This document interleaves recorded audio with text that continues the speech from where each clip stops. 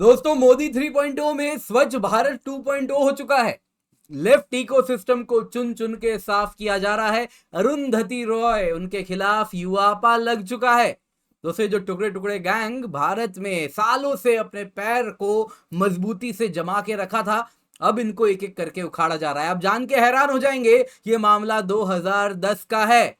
दोस्तों कहीं ना कहीं सरकार अब इन सब पे एक एक करके कार्रवाई करने वाली है और मोदी 3.0 में कहा गया था कुछ बड़े निर्णय लिए जाएंगे, इशारे पूर्ण रूप से मिल चुके हैं। बड़े निर्णय आने वाले हैं। कहीं ना कहीं अब वो जो तानाशाही वाली सरकार थी वो ताना भी नहीं है कि अब आप बोल सके, क्योंकि सरकार के पास 300 पार या 400 पार प्रकार का, अगर आप अकेले बीजेपी देखें तो वैसी मेजोरिटी भी नहीं है, तो आपके पास पार्लियामेंट में अच्छी खासी आवाज है।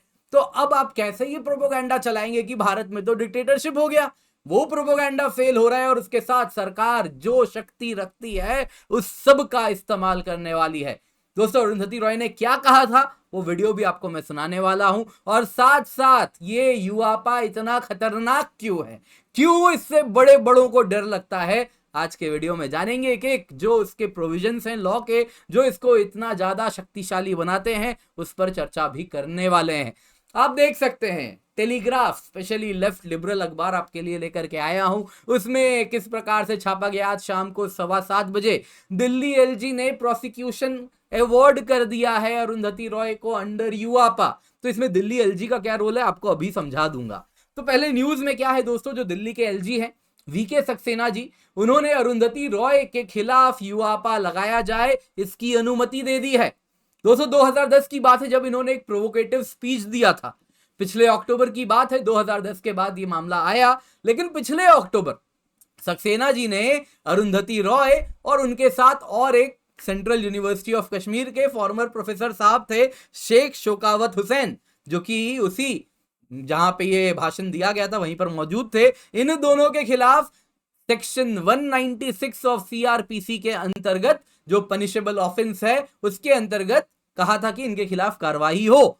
अब अक्टूबर से मैटर अब तक आ गया, क्यों तब सीआरपीसी लगा अब युवापा लगा, अभी आपको समझा दूंगा। तो यहां पे दोस्तों कहानी शुरू होती है अक्टूबर में ही। अक्टूबर में सीआरपीसी के अंतर्गत इनके ऊपर ऑफेंस फाइनलाइज कर दिया जाता है। फिर एलजी क्या किए, अब एलजी का एसेंट क्यों लगा युवापा लगाने के लिए? देखिए दोस्तों एलजी का एसेंट इसलिए चाहिए क्योंकि इनको जो भी ऑफेंस अंडर चैप्टर 3 ऑफ युवापा किया जाता है, चैप्टर 3 ऑफ युवापा में आप देख सकते हैं अनलॉफुल एक्टिविटीज प्रिवेंशन एक्ट में है कि पेनल्टी यदि कोई व्यक्ति अनलॉफुल एसोसिएशन का हिस्सा है, पेनल्टी यदि कोई व्यक्ति अनलॉफुल एसोसिएशन के साथ पैसों वगैरह में डील करता है, या फिर किसी नोटिफाइड प्लेस में किसी ऑर्डर का पालन ना करे, या कोई अनलॉफुल एक्टिविटी करे, या कोई कॉग्निजेबल ऑफेंस करे। तो यहां पे कॉग्निजेबल ऑफेंस कुछ अरुंधति रॉय ने किया था, जिसकी पटकथा अक्टूबर में जब सक्सेना साहब ने सीआरपीसी के अंतर्गत कुछ ऑफेंसेस उनके खिलाफ लगाए थे, जिसपे कार्रवाई हुई, कुछ बात पुख्ता मैटर बन गया। अब उसी के बेसिस पे इन पे युवापा लगा दिया गया, क्योंकि चैप्टर 3 के अंतर्गत यदि आप कोई ऑफेंस पे किसी के खिलाफ लगाते हैं तो उसमें एक एडिशनल कि कोई भी ना लगा दे, इसके लिए एक सेंट्रल गवर्नमेंट के ऑफिशियल ही इस चैप्टर 3 के अंतर्गत किसी भी व्यक्ति को युवापा के अंदर पकड़ सकते हैं। तो इसके लिए सेंट्रल गवर्नमेंट के एक सीनियर ऑफिशियल को एसेंट देना पड़ता है, ऑथोराइज करना पड़ता है, हामी भरनी पड़ती है। यहां पे एलजी साहब ने कह दिया हां इनके खिलाफ युवापा लगाया जाए, क्योंकि अक्टूबर में जब सीआरपीसी के अंतर्गत लगाया गया था ऑफेंस तब इन्वेस्टिगेशन हुआ, काफी कुछ पता चल चुका है। अब दोस्तों इतना डर इससे इसलिए लगता है क्योंकि युवापा में ही सेक्शन 43D5 है, जिसके अंतर्गत किसी व्यक्ति को बेल मिलना लगभग इंपॉसिबल है। टेक्निकली मिल सकता है लेकिन मिलता नहीं है। कारण क्या है, इस सेक्शन 43D5 में क्या कहा गया है कि पुलिस एक बार चार्जशीट फाइल कर देती है, जिसके अंतर्गत कोर्ट में मैटर जाएगा और रीजनेबल ग्राउंड्स हैं कि प्राइमा फेसी ये मैटर सही है तो बेल नहीं मिल सकता। सुप्रीम कोर्ट ने खुद अपने जजमेंट में कहा है कि जो भी कोर्ट युवापा के अंतर्गत बेल सुनेगी तो वो एविडेंस को ज्यादा डीपली एग्जामिन नहीं कर सकती, लेकिन वही वर्जन सुनेगी जो प्रोसिक्यूशन कह रही है। सामने वाले के वर्जन ज्यादा नहीं मान्य होंगे, प्रोसिक्यूशन के वर्जन मान्य होंगे। तो अरुंधति रॉय जी ने क्या कहा, यदि प्रोसिक्यूशन को लगता है कि उन्होंने टुकड़े टुकड़े को सपोर्ट किया है तो अब टुकड़े टुकड़े की मोदी 3.0 में जगह नहीं है। दोस्तों यहां पे अगर आप देखें तो इन्होंने क्या किया था आपको बताता हूं। कहानी है अक्टूबर 21, 2010 की। कौन सी सरकार थी आपको मालूम है ना, मतलब बहुत सालों पुरानी कहानी निकाली गई, जिसमें इन्होंने एक एलटीजी ऑडिटोरियम, कोपेरनिकस मार्ग, दिल्ली की बात हो रही है, दूरदर्शन भवन है उसी के सामने में ये एलटीजी ऑडिटोरियम है, उसमें आजादी दी ओनली वे नाम का एक समारोह हुआ, जिसमें इन्होंने कुछ मैटर पे डिस्कशन किया और भाषण दिया, जिसमें इन्होंने कहा कश्मीर को भारत से अलग होना चाहिए। क्या कहा आप एग्जैक्टली सुन लीजिएगा। इस स्पीच के दौरान यहां पे सैयद अली शाह गिलानी भी मौजूद था। सैयद अली शाह गिलानी कौन है, तहरीके हुर्रियत जो चलाता था, जो कि इसी युवापा के अंतर्गत एक अनलॉफुल ऑर्गेनाइजेशन डिक्लेयर किया गया था। दूसरा व्यक्ति कौन था यहां पे आप देखें तो सार गिलानी, जो कि एंकर था। सार गिलानी दोस्तों पार्लियामेंट अटैक केस में चीफ अगर आप देखें तो एक्यूज था, प्राइम एक्यूज था। इसको लोअर कोर्ट ने तो दोषी पाया था, फिर सुप्रीम कोर्ट में इसको छोड़ दिया जाता है। कैसे छोड़ दिया जाता है मैं कोर्ट पे नहीं जाऊंगा, आप भी जानते हैं।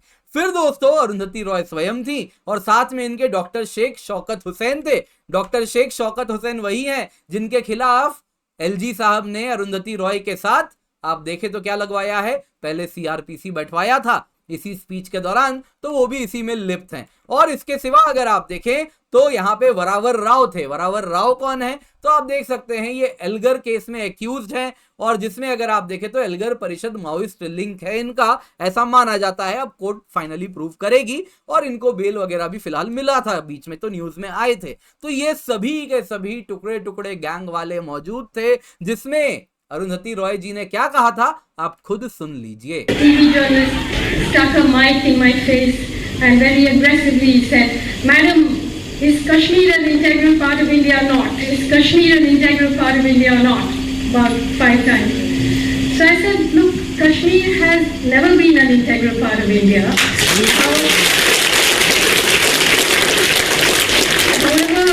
However aggressive." तो इन्होंने क्या कहा सुनिए जरा।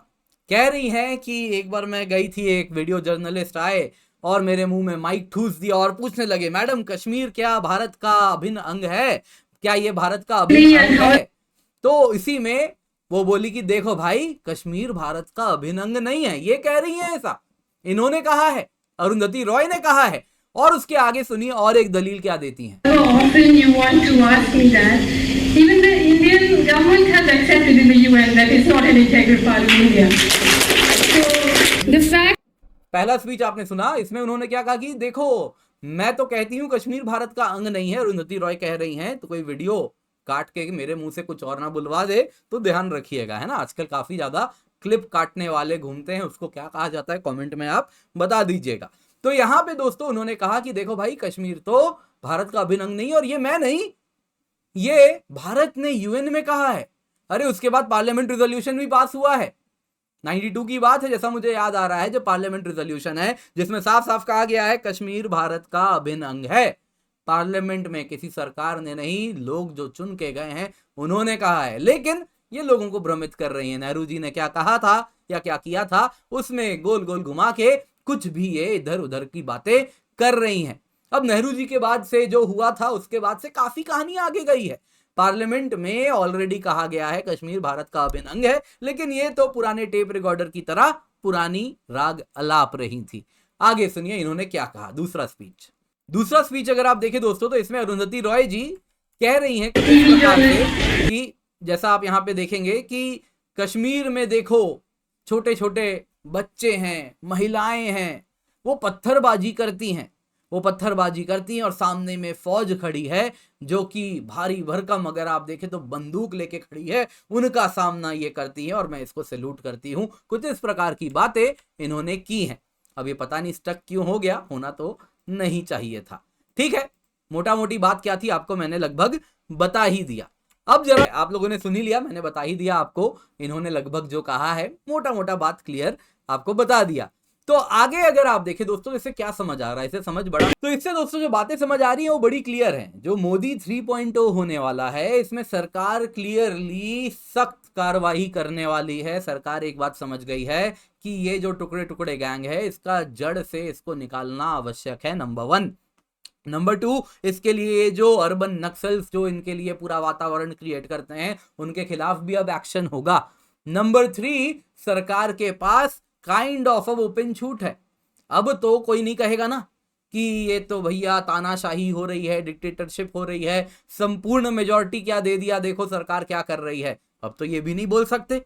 तो सरकार जो चाहेगी वो कहेगी। बाकी विद इन दी डेमोक्रेसी सरकार के पास बहुत ताकत है, जिसका ये अब तक इस्तेमाल इन्होंने नहीं किया था, तो अब करेगी। और इन सभी को कहीं ना कहीं इशारा कर दिया गया है कि जितने भी आपके पुराने पाप हैं, सबका एक एक का हिसाब अब होने वाला है। तो दोस्तों काफी अच्छा कदम सरकार ने लिया है। आप इसके बारे में क्या समझते हैं, कमेंट में अवश्य बताइएगा।